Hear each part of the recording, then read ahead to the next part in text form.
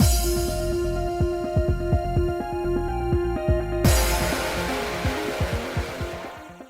guys, it's Spacey Sims, and we are back with more Butterfly's Poison, and this time we're going to attempt to get all the bad endings. There actually is 3 bad endings.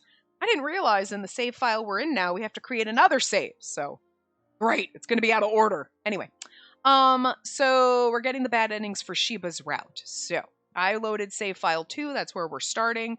This is when we were at our marriage interview with the Ida household, and Michio was like, "Oh, I'll give you a ride home." So we're gonna refuse this time. So refuse. My apologies, but I think I'm gonna go for a short walk. I'll just fetch a rickshaw and head home afterward.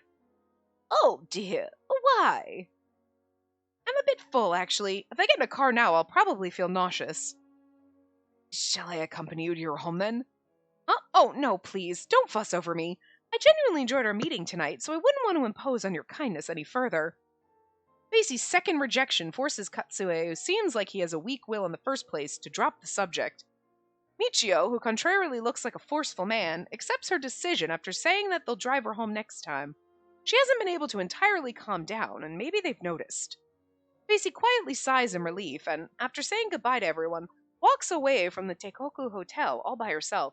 So the interesting thing about this is, so refusing the ride home means they don't see Majima, right? So, like, before I was like, oh, taking the ride would be bad. But no, that ended up being the good thing because they saw Majima and then they were like, whoa, whoa, whoa. Which then led Sheba to being like, Majima's shady, and then him chasing after us knowing Majima took us. But now, Michio's not going to see Majima, right?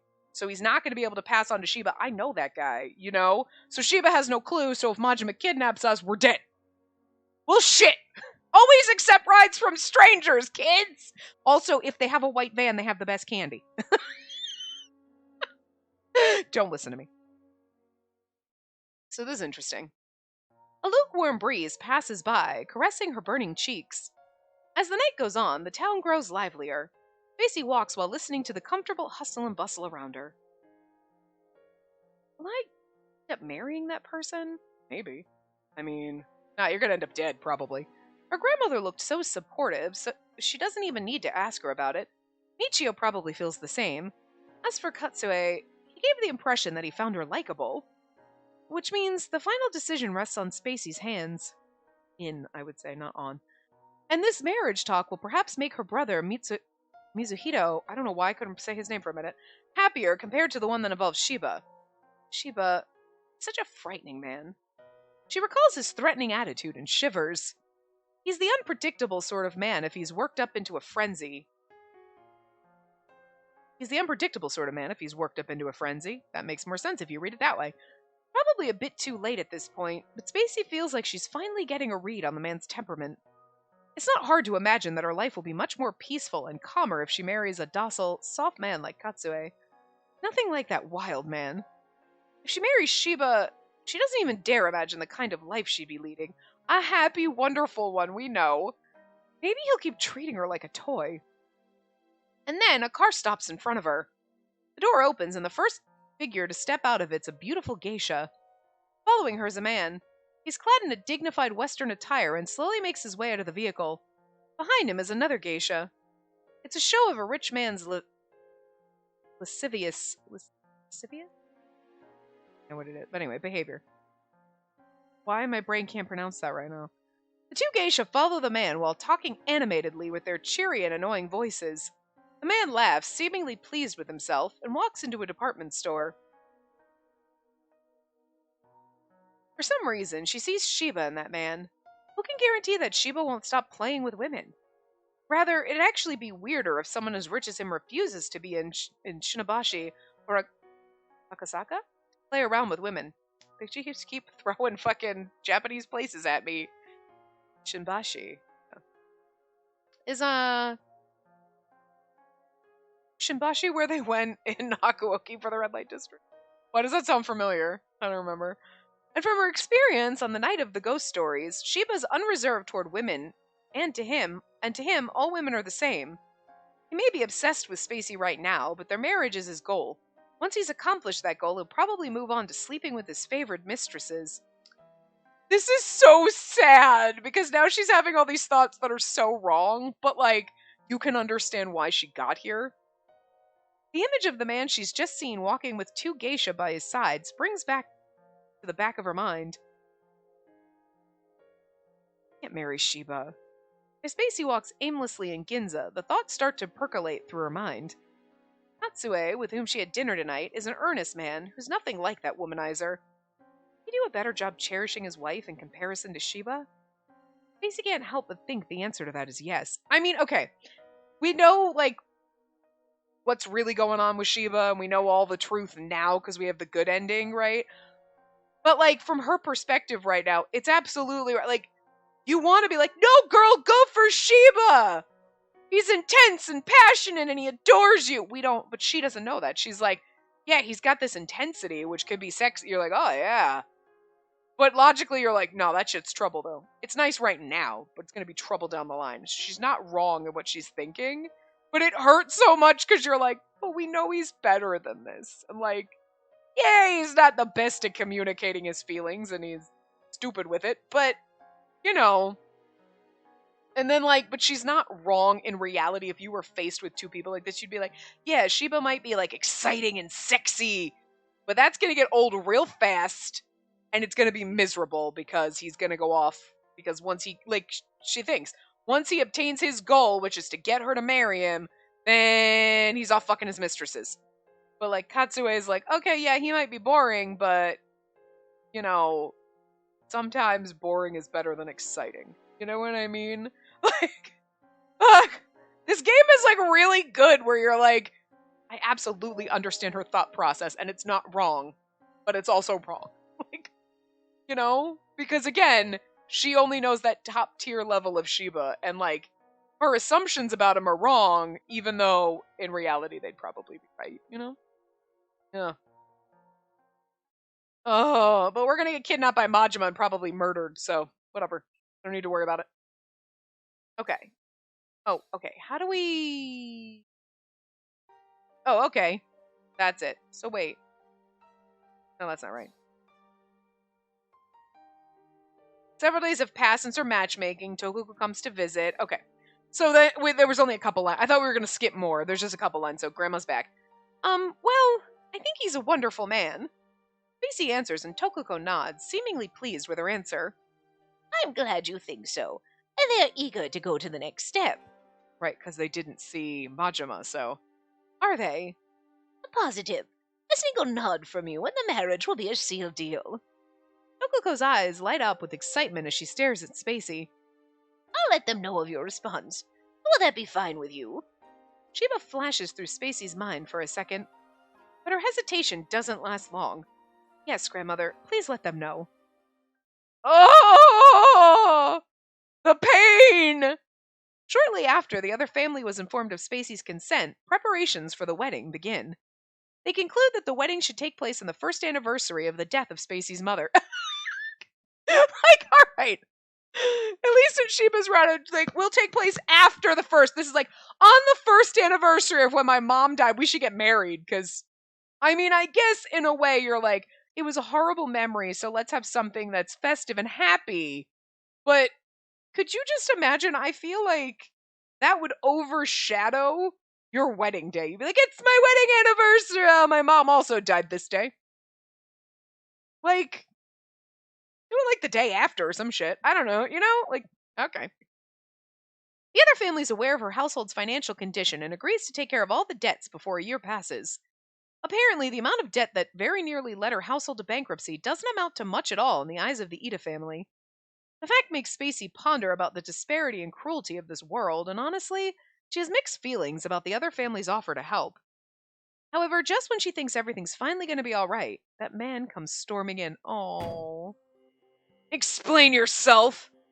Sheba comes storming into the Nomiya Manor in the evening, marching towards Spacey with a threatening attitude. I feel like the bad endings are going to be, like, way longer than you expect. You expect, like, okay, oh, then Majima kidnaps her and we're dead, and then that's it. You know, like most bad endings, they feel like they're going to, we might be here for 2 parts. How could you keep quiet about this? So you're gonna marry the second son of the Ida family, huh? You bloody kidding me? Now calm down, Sheba. Shut the hell up! Why did you decide to marry another man without saying anything? What about me? What are about me? Tim Ronald, stop it. I don't understand why you think I'm obliged to report every single thing about my personal life to you, Sheba. She coolly replies, mustering her coldest gaze and staring at Sheba. I do feel bad for him. Like, okay. If we were like, let's go down the bad endings first, you'd be like, I mean, yeah, he's the love interest, so you know there's more to him. But just the surface level from what we know, and then going down the bad ending, you're like, yeah, it's just when you get to the root of it, you're like, no, I feel bad for him now. But at the same time, her attitude toward him makes total sense from what we would know up to this point about him. You know what I mean? And it's weird because you know that even if you do the bad ending first, yeah, well, totally logical. We don't want to marry you, you jerk. I know there's more to you because that's why you're a love interest. Because there's something more to you. You're not just the surface level.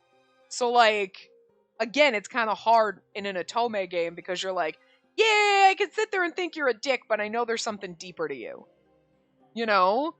Because of that. But in reality, you'd be like, nah, you're just a dick. Even if there was something deeper, you'd be like, nah, I don't want to figure it out. Because you're a dick. Man. Anyway. Sheba responds with fury, so intense that his face is turning a deep red. She knew this man would charge at her like a madman once he got wind of her upcoming wedding with Katsue. But marrying Katsue is the most logical choice that Spacey could ever make. She never promised to marry Sheba, but he did forceful things to her and nearly destroyed her future wedding by crashing into her formal marriage interview. She'd be crazy to choose Sheba instead of Katsue. Yeah, but sometimes crazy's right in this case. Why can't Sheba understand? Kept refusing your marriage proposal, so isn't it only logical that I'd accept another proposal that interests me? Why do I have to ask your permission? Why do I have to be thoughtful of you? You're right. I know that, but Ugh! I give her up, Sheba. You started off on the wrong foot, and the means you used to approach her was horrifying. You may be extremely wealthy right now, but there's no guarantee that your wealth will last forever. This is going to destroy Sheba, though, because he's, like, been building up his whole life to try to find us, and then, like, you know what I mean? Like, do you know why the nouveau riche are also referred to as shogi pieces that get promoted to gold generals? Because all of you are just weak pawns who become gold generals once you enter the enemy's territory. At the end of the day, you're still pawns. The wealth you gained in the blink of an eye will vanish just as quickly. Pride goes before a fall, or so the saying goes. You know, that's rich coming from someone who never had to work a day in their life and whose money came from someone else. And you're being like, oh, your money's just going to disappear in the blink of an eye. Like yours did? You broke-ass bitch. Come on! We are broke. We can't be casting stones in this crumbling glass house. Just because most of the windows in our glass house are broken doesn't mean you should throw stones at the few remaining ones. That's all I'm saying. And I wouldn't want my little sister to marry a man in such a precarious position. Do you get what I'm saying? Again, so douchey. Mizuhiro appears indifferent as he tries to persuade Sheba, but each one of his remarks is oozing with scorn. I love how a broke-ass bitch is, like, judging a man who is, like, now wealthy, but wasn't wealthy, like, earlier. You know what I mean? Like, oh, you're just new at this money thing, so you suck at managing it. Like we do? The hypocrisy here is just great. I love it. However, Spacey chooses not to agree or disagree with her brother. Her brother has nothing to do with her decision to get married. She came to this conclusion all on her own. Fine. Get it? Sheba whispers, voice hoarse, after a long pause. Composure is back on his features, but the flame of resentment continues to burn bright in his eyes. Still, I have to praise Ida for his guts. I made it very clear at the matchmaking interview that I intended to marry the lady. This is his answer. He murmurs to himself. His gaze is empty, save for the derangement swimming beneath it. Spacey exchanges glances with Mizuhito, finding the strange look on Sheba alarming. After all, this man isn't afraid of resorting to the unthinkable on impulse. Is he going to be the one that kidnaps us? Master, you said I'm just a pawn. A worthless piece with wealth that'll soon slip away between my fingers. The air around Sheba's eerie, and Mizuhito chooses not to respond. Sheba doesn't seem to mind the silence as he continues. His voice is thick with rage, but there's a smile on his face as if he's trying to contain his laughter. And I'll gladly show you what temporary wealth can do. Sooner or later, of course, while I'm still rich. I'll make you all regret having belittled me. I'll make sure, Ida, you regret it too. I mean, like, that doesn't bode well for him. Again, if you had accidentally chosen refuse and gotten the bad ending first, you'd be like, he kind of is fucking shady. But, like, we know what he is deep down, but it's like, man, you gotta dig deeper to get to the good parts. Leaving them with those parting words, Sheba crosses the room with wide strides. He pushes Fujita, who's been standing by, out of his way and exits the manor. An uncomfortable silence fills the parlor. His last words leave an ominous feeling in her chest. Brother, it'll be fine, and don't worry. He was just ranting out of anger, and that's just a groundless threat. I'm sure he'll come back to his senses if he's had time to cool off. I hope so. Maybe your brother is right. Maybe Sheba spouted those curses at them because he was beyond furious, and maybe he'll regain his cool after a while. Maybe he'll reconsider going out of his way to make good of his threat just because of some girl. Spacey's still anxious. Miseries keep on occurring in the household following the death of her father. She has a feeling that the end of the chain of miseries is still far ahead. Yeah. Spacey's gut feeling comes true. I was like, I hope it's not too far ahead, because, it's a bad ending, so it shouldn't take as long as a good ending to get, True to the threat he declared at the Nomiya family's manor, Sheba begins his acts of brutality as if something's possessing him. The first disaster is the failure of Michio Ida's business. The business had been going very well until one day. It just can't continue. During the war, canned beef became the trademark product of Ida's company. One day, however, rumors spread that there are pebbles inside the canned beef. More negative rumors follow, and it's hard to determine which ones are true and which ones aren't. The company's clients begin to distance themselves, and the business eventually collapses. Because Michio went all out for the business, their household has a much larger amount of debt compared to the Nomiya household. Given the circumstances, her wedding with Ida is no longer feasible, and the talk about their future has been brought to a standstill. The wave of miseries doesn't stop there. The family owes money to several parties, but before they know it, a single creditor has claimed all those debts and handed them to a vicious loan shark. I feel like Sheba bought out all of our debts and handed them to a vicious loan shark. Damn. As a result, the interest of their debts keeps snowballing. This has to be Sheba's doing. I mean, it sounds like it. Fuck! The meals that Fujita prepares for the household are getting meager and harder to swallow. Spacey's sitting facing the garden, her heart heavy in her chest. The family's debts are increasing. The Ida family, which is supposed to be the family's last ray of hope, is on the brink of insolvency. Moreover, her brother Mizuhito hasn't been home for several days. They've requested the police a search for him, but the police haven't reported back. The chain of misfortune is terrifying. Another ominous feeling passes Spacey's mind, and she shudders in horror. She can barely get anything done. Then, the door to the dining room opens without a knock. Spacey jumps and turns around to find Fujita, standing ramrod straight, his face pale. The alarm inside her brain rings, grating in her mind. Did her brother die? Spacey hugs her trembling self and gulps, watching Fujita with trepidation. Master has been found dead. Oh no! Oh no! I was joking! I kind of half believed it, though. Her biggest fear has become her reality. Her brother always seemed detached from this world. He always has this beautiful and yet ephemeral look on his face. And now she knows why. Because the shadow of death has been looming over her brother all this time, and his aspiration to death has, in the end, dragged him into the other world.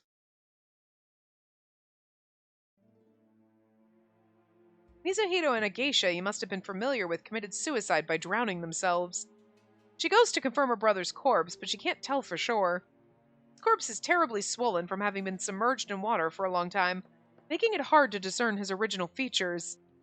However, from looking at his attire and the length of his hair, One can guess that this is indeed the corpse of Viscount Mizuhito Nomiya. Spacey couldn't have made it away from the police station if Fujita hadn't helped her walk. That's even worse! Brother, how dare you! You left me behind! So much love you have for me, you bastard! Oh, I'm all alone. Her father, mother, and now her older brother. They're all gone. Left alone in this world, Spacey feels like she's standing in a deep pool of despair.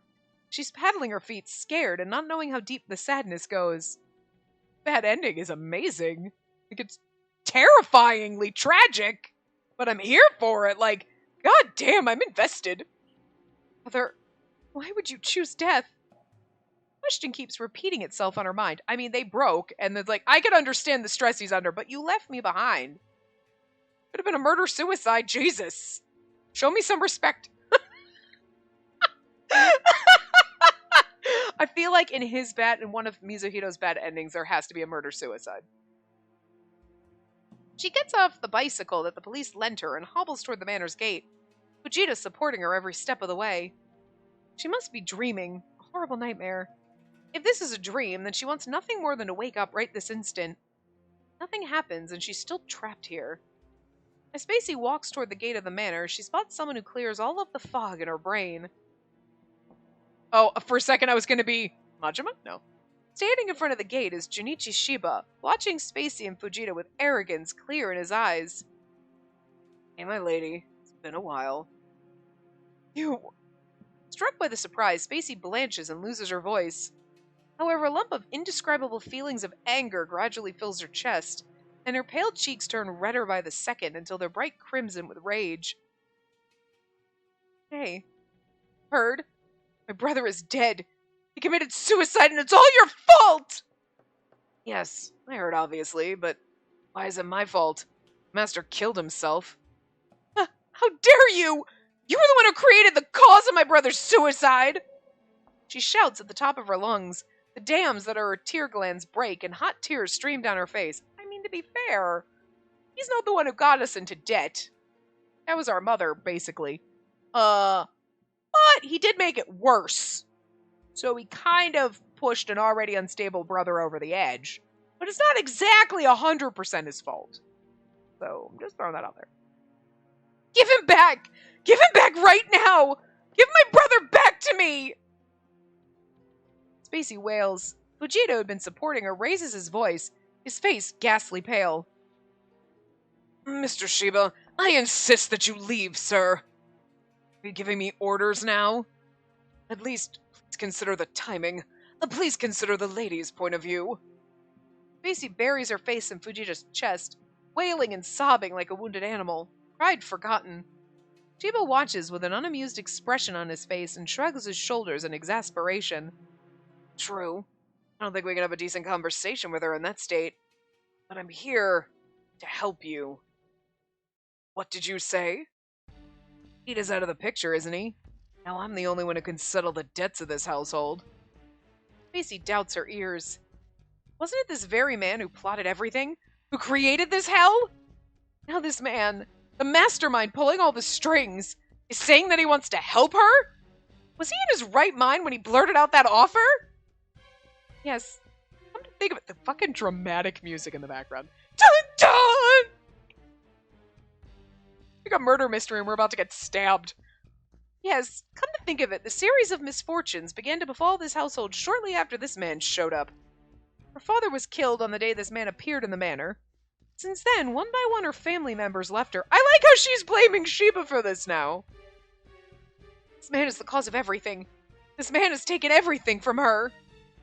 Face stained with tears, Spacey squints her eyes at Sheba in disbelief. The figure in front of her isn't human, for he's capable of committing such crimes. In front of her is a demon in human clothing. A hideous fiend is what's standing there. A dark emotion, one that Spacey's never experienced before, grows in her chest. That emotion pulses loudly, bubbling up like magma that continues eroding her heart, and it feels extremely unpleasant. You... What is it? You finally feel like being mine. This isn't a joke! I'm going to kill you! Thing like you is better off dead! My lady! Spacey turns to jump on Sheba, but Fujita has her trapped in a tight hold. She thrashes violently and desperately in his hold. Her strength at that moment is far beyond that of a woman. She's ferocious, and Fujita grits his teeth as he tries to contain her. Let me go, Fujita! My lady, you must not. Please calm down. Everything is that thing's fault! Everything! I'm gonna kill it! Let me go! This is so intense. I love it. God damn. Sheba gazes at the two skirmish with distant and uninterested eyes, and he snorts. I get it. He must be upset. Very much so. Come back another day. I'll kill you! I'll kill you! Spacey screams as if she's possessed, her shrill voice echoing through the Nomiya household's manor. At that time, Majima comes rushing from the premises of the manor. My lady, what's the matter? Majima's complexion has lost its color as he watches the chaotic situation before him. The look on his face brings Spacey back to her senses. You know what I find funny is if Sheba isn't the cause of, like, buying out the loans and, like, because you think about it, Majima wanted us all to suffer. So, like, that is definitely a tactic that Majima could have taken. But I think it'd be kind of interesting if Majima's the one that did it, knowing the shit that was going on, and be like, haha, I'll buy out all the debt, sell it to a loan shark, she'll blame Sheba, and then, but you'd think Sheba wouldn't be so cocky about it. Showing up and being like, yeah, you decided the picture, you want to marry me now? This is all your fault! And he's like, yeah, I'll come back later. And instead of being like, the fuck is wrong with you? I didn't do anything! Oh, I mean, I ruined Ida's business, sure! You know what I mean? I mean, he might not have any idea about the loan shark stuff. I mean, I feel like he's the one who did it because they're trying to make him out to be the villain in this ending. But it'd be kind of interesting if Majima was the one who did it purposely, because then we wouldn't be with Sheba. You know what I mean? Because he also hated Sheba, so... And then Sheba just has no idea that that's happening, and he thinks that we're just mad at him about, you know, the fact that the Ida family can't marry me and pay off our debts, and then her brother committed suicide, and it's just that chain of events, not also the loan shark thing. Oh, that'd be so interesting, actually. Oh, I kind of live for that. Did I read that immediately after Sheba calmly gets in the car that's been waiting for him? Engine roars to life and the car departs, leaving a trail of smoke behind. I think I did. Well, I read it really fast that time. Once Sheba's car leaves, tension seeps out of her stiff body. Spacey would have fallen if Fujita had been there to support her. He looks at her, tears welling up in his eyes, and begs, my lady, please, have patience, please. My lady, you are the last master of this household. Please hang in there. Please find the strength to endure it. Aww. Spacey takes in the frantic look on Fujita's face and feels fresh tears spill from her eyes. Why did it turn out like this? A feeling of emptiness washes over her entire body after she's let madness take over and screamed her heart out. Got nothing left. She can't believe Sheba, the cause of all her misfortunes, still has the gall to visit her and ask for her hand in marriage. Again, because he's not really the... He did some shit now with Ida's business, at least. It's not his fault your dad died.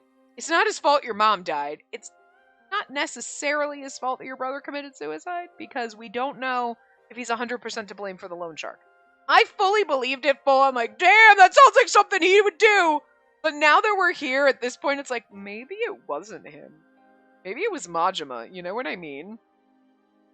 Because they brought Majima back in. If they had left Majima out of this ending, I would have been like, could have been, but it's more likely Sheba. But now it's iffy. So Sheba's not really the cause of all of her misfortunes. Technically, Majima is, if you think about it. But I mean, he destroyed the Ida business, absolutely. But that's like a fraction of what's happening with us. And I don't know that he did the loan shark thing. It does sound like something he would do to get revenge on us.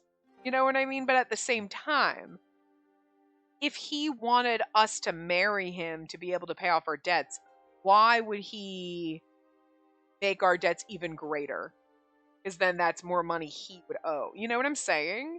So it doesn't, I mean, on the, I'm gonna get revenge on you! Sounds logical, but on the, I want you to marry me, and then I'll pay off your debts, and now I'm making, instead of owing $1 million, I owe $10 million. That seems stupid on his part, so. It's possible. It could go either way. The one who destroyed the Ida family, to which she was supposed to get married, who increased the Nomiya household's debts, and who created this hopeless situation, has the gall to be condescending and offer a life buoy. I do agree that he destroyed the Ida family, but I don't know if he increased the debts again, so. She never knew she could loathe someone so much. But it's the perfect setup if Majima did it. The loan shark thing. Because she was already mad, and then everything snowballed, and you know what I mean? Oh, hell yeah. Oh, the twist. Spacey shudders, feeling the sinister emotion for the first time in her life. My lady. Majima reaches out his hand to her, and she clings to it silently. While putting half her weight on Majima, Spacey finally begins to walk with her mind lost in a stupor. Her memories are mostly in a blur. They're in disarray. Some are strained and falling apart. But although her mind is tattered and nearly crumbling, it's still running, albeit barely. In the midst of it all, however, her nose catches a waft of what smells like sweet flowers drifting from Majima's chest. She finds the scent strangely soothing. Chinese bellflowers? Tears flow again from her open eyes. I don't think we're getting the bad endings, all of them, in this part. There's 3 of them, and I have a feeling they're going to live, like, a long time. We're 30 minutes in, and we still haven't gotten the first one, so... Shit! I'm not going to lie, like, I wanted the bad endings. I wanted to just do one part, get the bad endings out of the way. You know, but they're very detailed, and I'm not opposed to it, because, like, this is dramatic, and it's entertaining.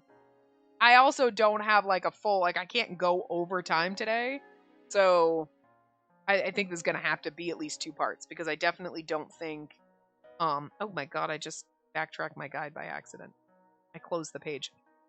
Yeah, I don't think we're going to even get this one bad ending here, let alone the other 2, so. Fuck! Jesus! They take a long time! Anyway. When she comes to, she's lying on her bed, in her own room. The manor is quiet, and the clocks show that it's 3 a.m. Still asleep from the exhaustion? Her head's foggy. Maybe Fujita made her drink the medicine that Shigeko used to take. Still, apparently, this nightmarish situation is real, and not just a dream. She turns to the desk, her eyes landing on Mizuhito's hair. Mizuhito's funeral will likely be a private one, as to follow the will he left at the brothel. Spacey unwraps the bundle and picks up her brother's shiny black hair. When one looks at her brother's corpse, they won't see a single trace of his beauty, but this hair of his remains beautiful. She thinks of her brother and presses his tuft of hair to her cheek. The tears she thought had dried up fall again, wetting her skin. After the storm of sadness and resentment is quieted down, she sees a deserted land of cracked earth that stretches out toward the horizon, with no end in sight. Alas, she truly is alone now. What should I do from now on? Part of her brain seems to be numb, paralyzed. Staring at the void with a hollow gaze, Spacey considers her options. Chase after my brother or seek revenge? Oh shit. Okay, this is where we do our next save file. And unfortunately, I saved 1 and 2 at the end here, so I'm just going to save this one up here. Because that's where our save 3 is going to be, because otherwise I'm going to get confused. And I'm going to think 3 is 1, and you know what I mean? I didn't know there was 3! I saw 2 in the guy rolled up. I didn't realize there was a save in the bad ending, but, okay. Well, this does unlock a CG, okay. Because we're missing several. But they only say they unlock, there's 2 CGs, but they're missing a lot of them. And I can't imagine that Sheba gets CGs in other routes. Possible, but anyway. We're gonna chase after my brother. Okay, that is, not what I expected. Okay. That's right. There's no point in continuing. No point in being alive. Damn. She thinks vaguely and clearly at the same time and proceeds to shape her goal. Her brother's gone, but his soul must still be wandering this world. In that case, she wants to chase after her brother as soon as possible and reunite with the soul. That way, they both can go to meet their parents in the world of the dead. Yes, that's a good idea. My family will be together again. The more she thinks about it, the more it sounds like the happiest solution. None of her beloved family is here with her. Everyone's gone to the other side. So she has to go after them. Thoughts give her a sense of peace, pacifying the loneliness that's been staying inside her chest like a thorn. Spacey stands up, feet wobbly from her bed, with her brother's hair in her hands. If she jumps into the river where Mizuhito drowned himself, she'll surely meet him again. Believing so, Spacey breaks into a small smile. Soon she'll be freed from all suffering. This is so fucking tragic for a tragic end. I mean, it makes sense.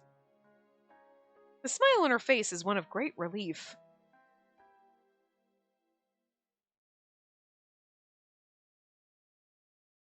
Love in a cell. How much time has passed? She threw herself into the dark river and let the stream carry her, but she hit her head on the pier and lost consciousness. Her last coherent memory was the coldness of the water stroking her cheeks and the loud rushing sound of the stream. She wonders if this is her parting moment with this world. If it is, she's going to miss the 5 senses of her body. My head? Oh god, don't tell me we're just like in a coma. That's what trapped in a cell is. Our body is the cell. The question swirls inside her head, but she can't tell if she's dead or still alive. She seems to be holding on to something, but when she tries to see, and she knows her eyes are open, her vision's filled only with fuzzy flickers of light. She can't see anything else. Have I already crossed to the other world? That would be the worst. She can't see anything. She can't hear anything. Not quite right, though. She can still lift her fingers when she wants to, and she's fairly sure she can move her limbs, too. The sensation is...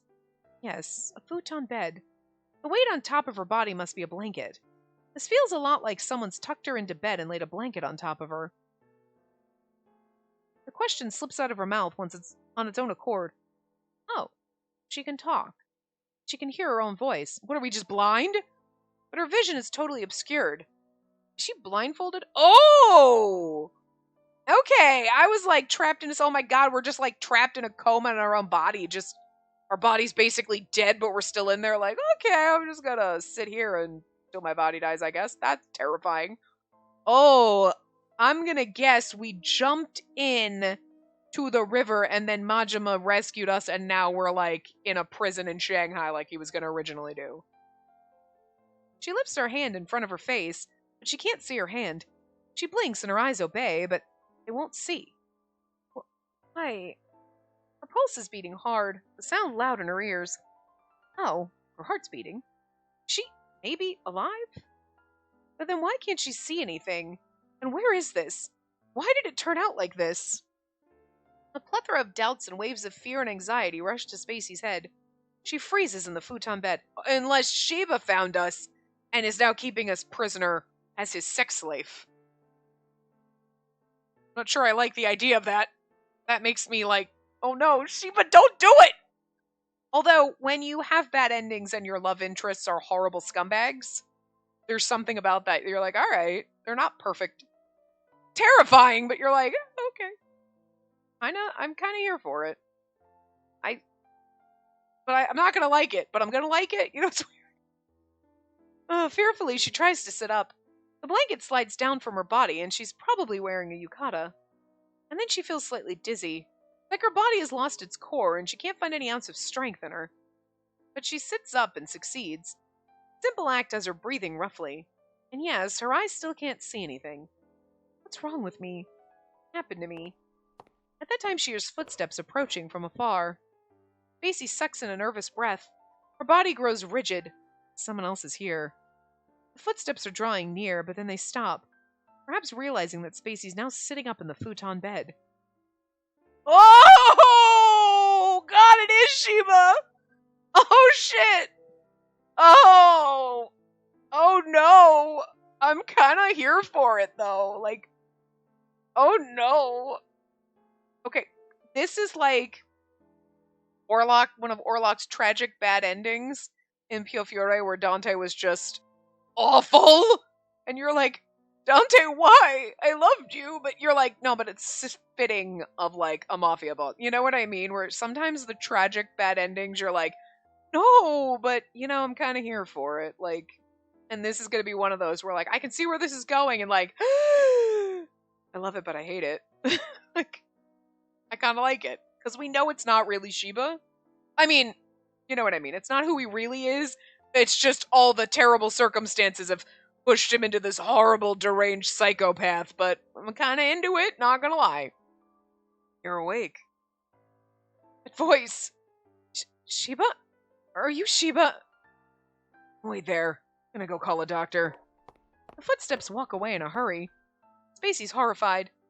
Little interaction just now has convinced her that yes, she failed to die, and she is indeed alive. Right. Very likely that her savior was that man. Cause of all of her misfortunes. And here I thought, finally be liberated. The despair is too much for Spacey to bear. She collapses on the futon bed. Her consciousness is slipping away again. That explains why there's a CG, because it's Sheba's route, so. It didn't take long for a doctor to come and perform various kinds of examinations on Spacey.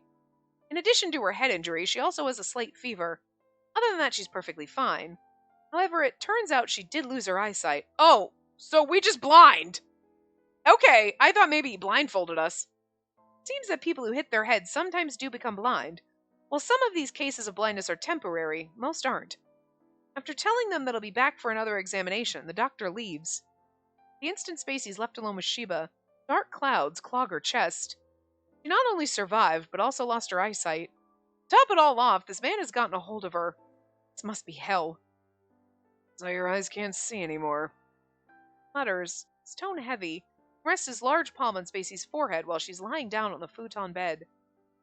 Wouldn't have happened if you hadn't been stupid and jumped into a river. You survived because I immediately dragged you out. Keeping an eye on you around the clock was a good call. Keeping an eye on me? Sheba's remark startles Spacey, striking her with a humiliating rage.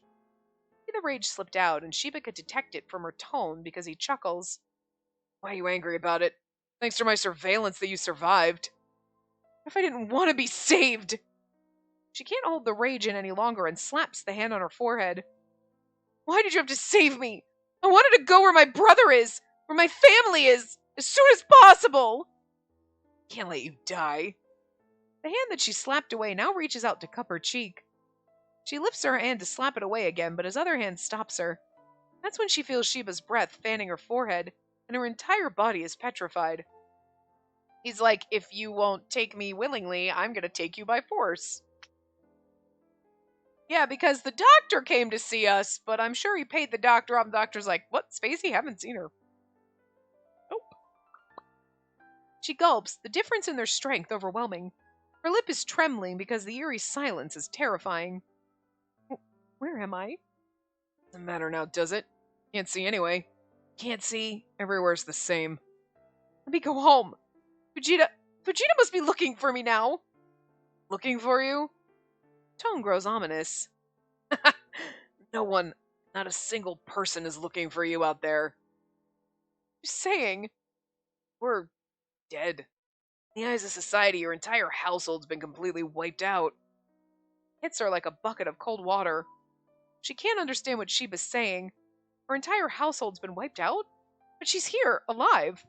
What's he getting at? And if society knows about it, it means that at least several days have passed since she jumped into the river.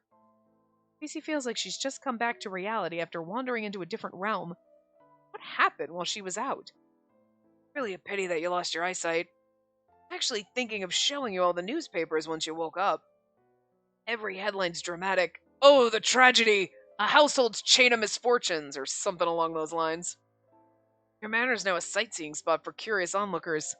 Can't blame the aristocrats, you know. There's nothing that they love more than gossiping.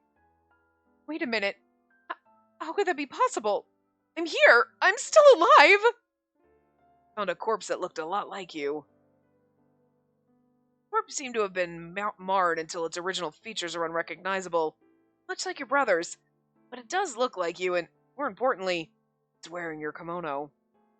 She doesn't know what to say. A corpse that looked like her appeared at this timing? How could there be such a coincidence? Oh, it's not! He dragged you out and tossed a body in the river in your clothes!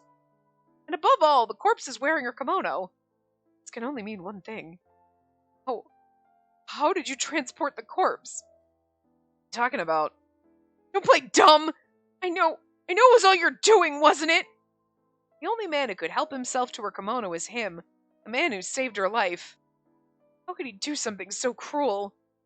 How could this man orchestrate her death after causing the Nomiya household to suffer through so many hardships? Let's say your household remains and you can still return to that place. What can you guys do? Family couldn't do anything to pay off that huge amount of debt, and now your eyes can't even see. Ugh. That was the weakest ever. Whatever. Rage rumbles inside her, and words can't come out of her throat. And words won't, sorry. Remind her who it was again that increased the amount of her family's debt. Who was it again that pushed the Nomiya household to the verge of destruction?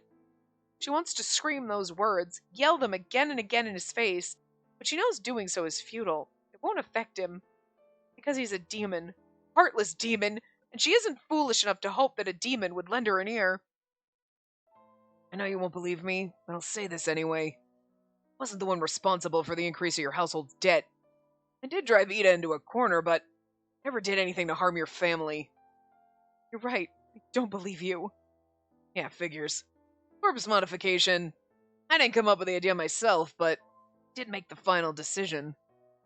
Suddenly, Sheba's tone changes, and it sounds earnest now. Looking back on it, your family's misfortune started with the evening party. You guys have been on the sure path to destruction since then. And so you kept rejecting me, hating me. Ultimately, you tried to kill yourself. Now you're mine. Lost your eyesight and any evidence that you're still alive. Versus trying to turn me into a beast. I don't feel like it's fully the universe's fault here. A little bit your own. But, you know. Are you going to trap me here? Spacey barks out a scornful laugh. Sheba's acting as if he has nothing to do with everything. As if someone else is pulling the strings. Majima. Blind. Perfect. Maybe now I could be one of those pitiable women in Lady Kyoko's scary story. Yeah. Yes, you can. His voice is tinged with a dark sort of heat. But I hope now you understand that I wasn't trying to marry you because I wanted to earn the label aristocrat for myself. You're dead and you're blind. No other man will want a woman like you, except me. Sheba's voice booms threateningly, and Spacey gasps. He looms over her and dips his head to devour her lips like the beast that he is. That makes sense. Spacey is a deceased person in society, and for Sheba to still want her means that he isn't after mere noble entitlements after all. And we're gonna get Stockholm Syndrome, so whatever. But so what? It isn't going to erase the fact that he cornered the Nomiya household and pushed them into the bottom of the abyss. However, it's as the man says. Spacey's dead and blind. The only place she can belong is here. Been thrown into the darkness of despair, and waiting at the bottom is a starving beast. Speaking of starving, I'm also hungry. How many days or even months have passed since then? Without her eyesight, Spacey can't even tell day from night. I feel like there was a porny scene in there, possibly, where, like, he just, you know, if he forced a kiss on us, I'm sure he forced other things. I'm just saying. She later learns that the room she's in is some kind of cell in the basement. Temperature in the basement stays roughly the same, and as a result, it's impossible for her to rely on the change of temperature in order to tell the time. However, she really doesn't care about the passage of time. Do his servants know he has a woman trapped in the basement? Because, like, fuck, you must be paying him well. Spacey's a domestic animal that a man named Sheba keeps. Sheba treats her with care, but he's never touched Spacey without lust humming under his skin. Her eyes can't see a thing, but that doesn't stop him from giving her expensive kimono and hair ornaments and dressing her up like a doll, only to undress her in the end. See? So I knew something, like, inappropriate happened. Contrary to Spacey's will, however, her body is starting to adjust to this rhythm of life. Her sense of hearing, now perfectly honed, can even catch the sound of Sheba's footsteps from afar. Oh, here's our CG. She just looks so sad. And he's like,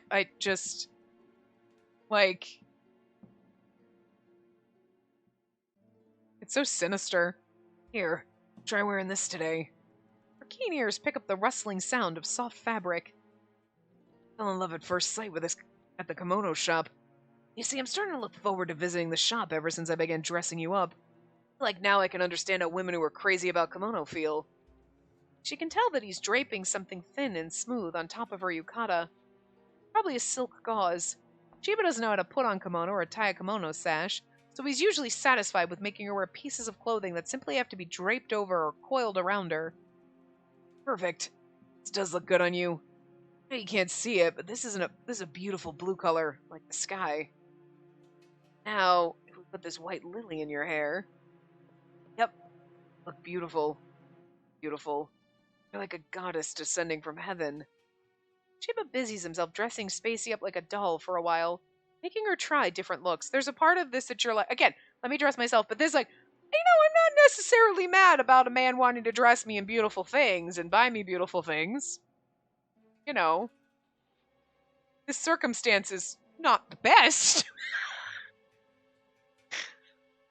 Of course, Spacey has no way of seeing for herself what kind of clothes she's wearing now. However, her skin can sense very keenly. Sheba's obsessive gaze trailing on her while her ears can pick up his breathing and she can tell it's gradually speeding up. Her skin can sense very keenly Sheba's obsessive gaze trailing on her. I read that weird, but whatever. These signs are stirring Spacey up and she isn't aware of it. With one of Spacey's important five senses not functioning, her entire world's now construed of other things that she can feel. And she ends up responding to the man's overwhelming lustful nature. Sheba takes his time enjoying Spacey with his eyes, and once he's satisfied, he reaches out to hold her in his hot arms. Hey, it doesn't unlock one CG, it unlocks two. I'm sorry. Forcing a kiss. Really are beautiful. You weren't from this world. His whispers of love are already tainted with the lust of a beast. Spacey lets him do as he pleases. He pushes her down and takes her lips between his own, savoring her taste. Dear lady, I don't know how you manage to grow purer with each passing day, while I, in contrast, is getting filthier and filthier. I mean, you do have a woman trapped in your basement, Sheba, just saying. That's why it's getting harder for me to get away from you. You're the only thing on my mind all day long, every second. Love you, my lady. You. Spacey remains still, letting Sheba do whatever he wants. Because relinquishing power is the only thing she can do. This place, this man is the ruler. However, Spacey herself knows that she doesn't think that way. She's been waiting for this man to visit her once a day. She's been waiting impatiently for his visit while sleeping alone in the darkness. She once tried to imagine what the world would be like if there was only night and no day. In her imagination, the world would be magical and gorgeous with the moon and the stars. But in Spacey's dark world, there's no moon, no stars, no light. Just an unending expanse of jet-black sea with her trapped inside the whirlpool like a fish. There's only one other person there, but it's that man. That's why Spacey reaches out her hands toward him. Loveliest. I believe back then you'd swear at me with so much ire on your face. You're the abyss. Pawn of the devil who's trying to drag me into the abyss's sacred and beautiful bottom. I don't mind falling if the abyss is you. I don't mind falling to hell if you're there. I mean, I'm not gonna lie, like, you got some lines, Sheba. This situation is dire and bleak, but, like, your lines are A+. Sheba says, enraptured, as he traces Spacey's skin with his fingers.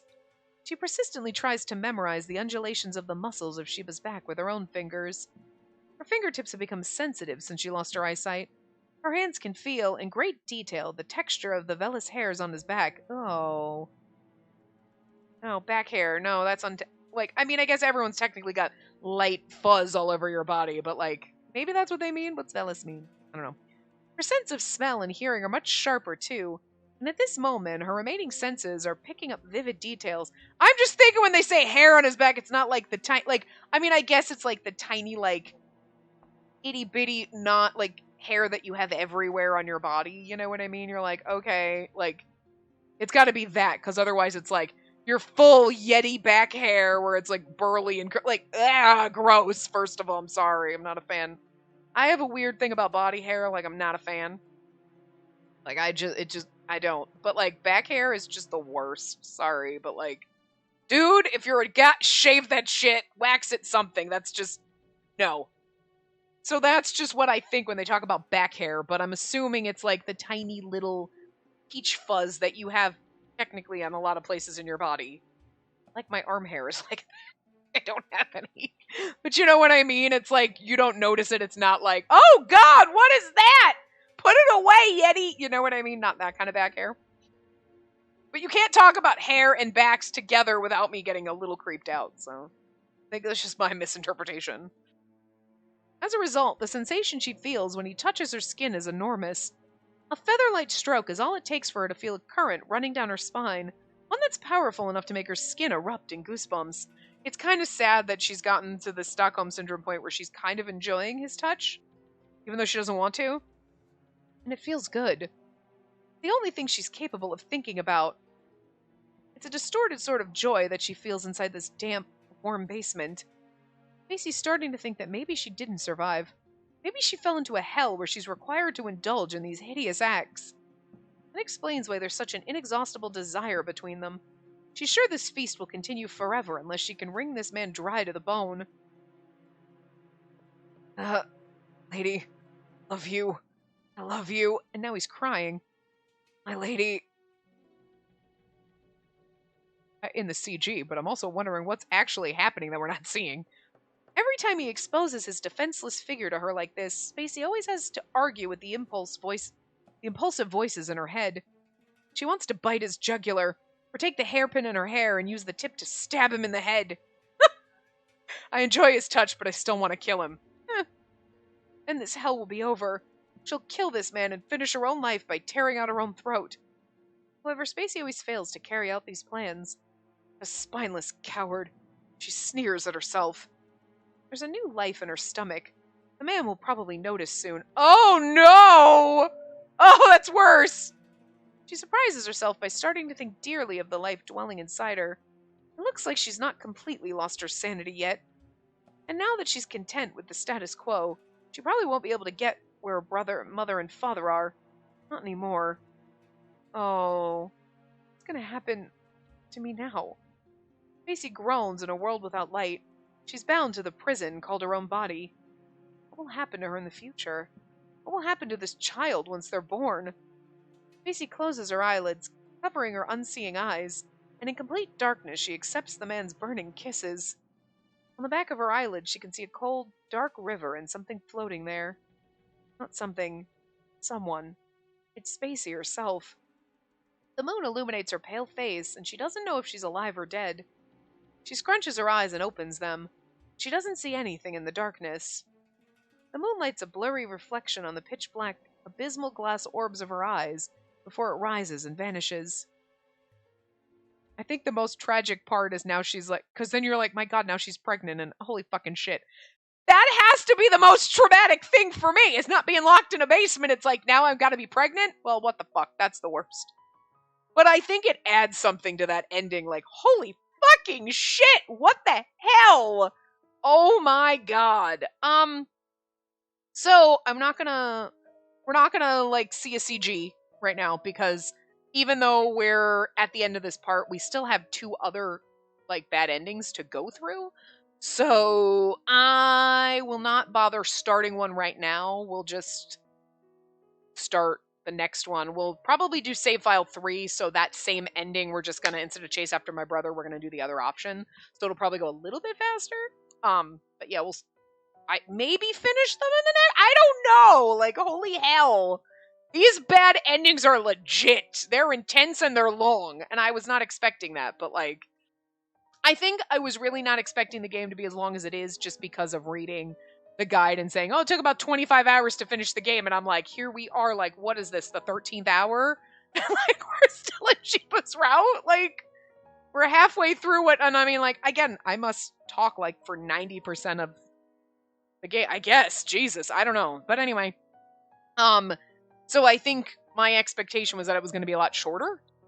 And I also wasn't expecting the bad endings to be as long as they are, because they're usually like, oh, okay, bad ending, and we get through a couple of them in like 30 to 40 minutes, not one takes an hour. So, but yeah, we'll see what happens. I'm sure the next one will be a little bit shorter, just because we're going to start from, you know, where we chased after our brother in this same save file that we just did. So the beginning will all be the same, and then the ending, I'm assuming, will be a little bit shorter, but then we'll start our other one, which might be also long, so we might still have 2 more parts left of the bad endings. I don't know, but we'll see what happens next time. We might be able to go longer. For that part, I just can't go much longer. I'm recording this on my lunch break from work, so I only have the hour, because I got a meeting like now. So anyway, well, not now. I got started a few minutes early, but anyway, I will see you guys next time. Remember to give the video a big thumbs up and subscribe to see more.